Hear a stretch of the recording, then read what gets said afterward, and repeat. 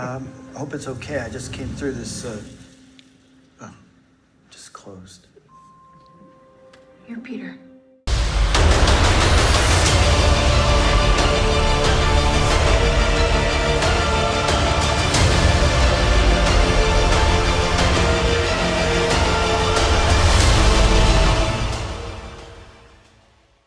YouTube! If you're watching this channel right now, you already know you're spending some downtime with the meal.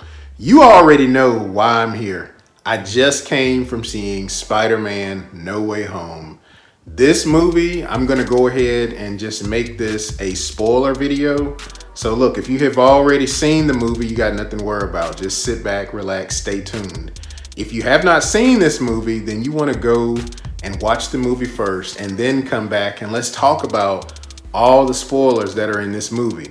So look, before I get into my spoiler reaction to this movie, if you're new to this channel and if you like the content that I produce, don't forget to leave a Hulk smash on that like. Hit that subscribe, and look, likes really help the channel out in a big way. So please take a moment and hit that like. Please hit that like. So look, let's just talk about Spider-Man No Way Home. Let's get the obvious out of the way first. So we knew for a long time that Tobey Maguire and Andrew Garfield were going to be in this movie, regardless of the fact that Sony and Marvel did their absolute best to make this the worst kept secret in a movie. You know, I mean, you could say it was the best kept secret. No, it wasn't. It was the worst kept secret because everybody knew that this movie was gonna feature those two guys, you know. And so yeah, they're in this movie, and it was really cool seeing Tobey Maguire again. Tobey Maguire, in my personal opinion, he did the overall best version of Spider-Man. I did like Andrew Garfield's version of Spider-Man as well. Of course, you know, I believe his name is Malik Shamir, I believe, who did the voice for Miles Morales in Spider-Man Into the Spider-Verse. So I believe that one, I believe that's his name. So I thought he did an excellent job as well. And Tom Holland is okay, but I just felt like Tom Holland, he comes across as kind of immature, still kind of wet behind the ears, you know. But I don't hate him, but I would just say that as my favorite, I think it was always Tobey Maguire for me. So that's just my personal opinion. So we got that out the way. So we do have Tobey Maguire, Andrew Garfield. We also have Matt Murdock in here. Matt Murdock makes an appearance as Peter Parker's, Tom Holland's, attorney, because he gets in trouble because everybody thinks that he killed Mysterio, which is not true. So yeah, so that part, he does actually make a brief cameo in the movie. And as far as the villains go in this movie, you already know in the trailer that they've revealed that you were going to get Green Goblin, you were going to get Sandman, you were going to get Electro, you were going to get Otto Octavius, and you were going to get Lizard.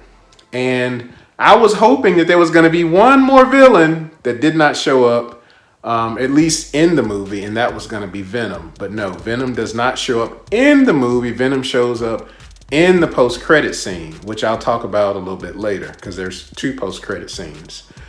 So what I liked about this movie the most is that this is a movie, this is like a classic, this feels like a classic Spider-Man movie.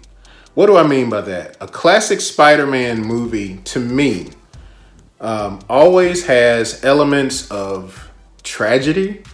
It has elements, it has a soul, you know, who Spider-Man is and what he stands for, you know. Yeah, Spider-Man has that, you know, he's that friendly neighborhood Spider-Man. You have to have the elements of tragedy, you know, soul.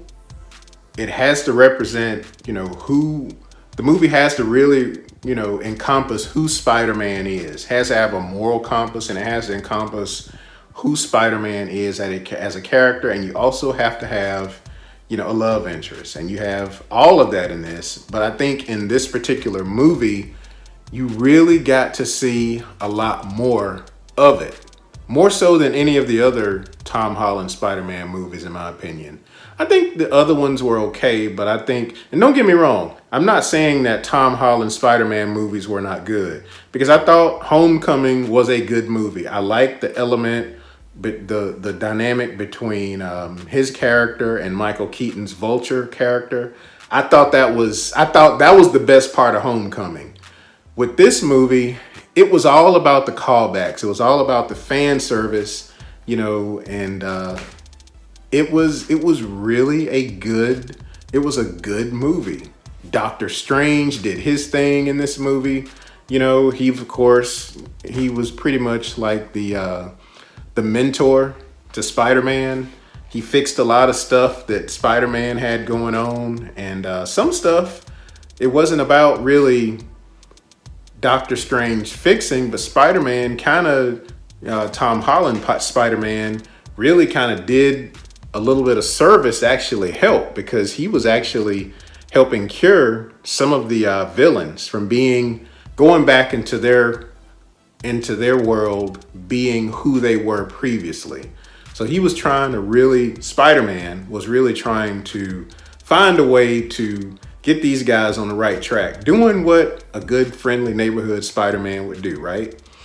So let's talk about a little bit of tragedy. Like I said before, every Spider-Man movie has a tragedy. You saw it with Tobey Maguire, where Ben Parker, Uncle Ben, he passed away in the first Spider-Man movie. You saw it with Amazing Spider-Man when Gwen Stacy was killed. You even saw it even when in the original Spider-Man, I believe it was, in Spider-Man 3, I believe it was Spider-Man 3, Harry Osborn, he died.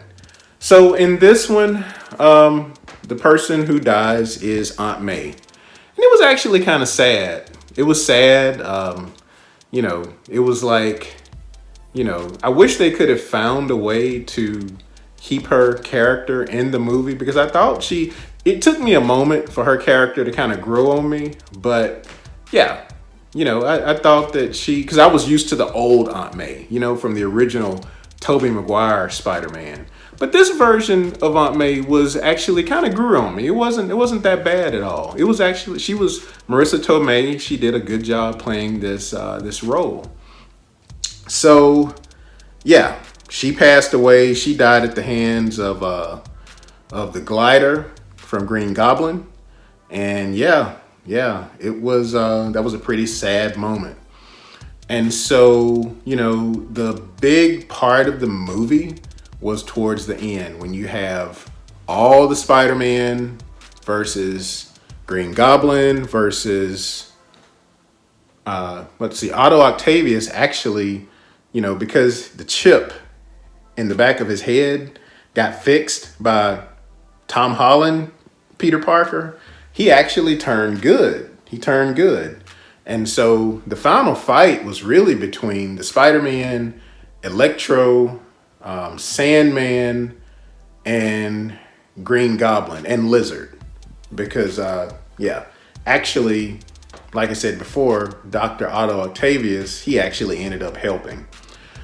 So I would say, if I had to nitpick anything that I thought could have been better about this movie, I was hoping that they were going to also have a cameo, maybe a post-credit scene of Miles Morales. That would have been the icing on the cake. But I get it. Maybe they didn't have anybody cast for Miles Morales, so I'm okay with that. But they did mention him. Jamie Foxx did something.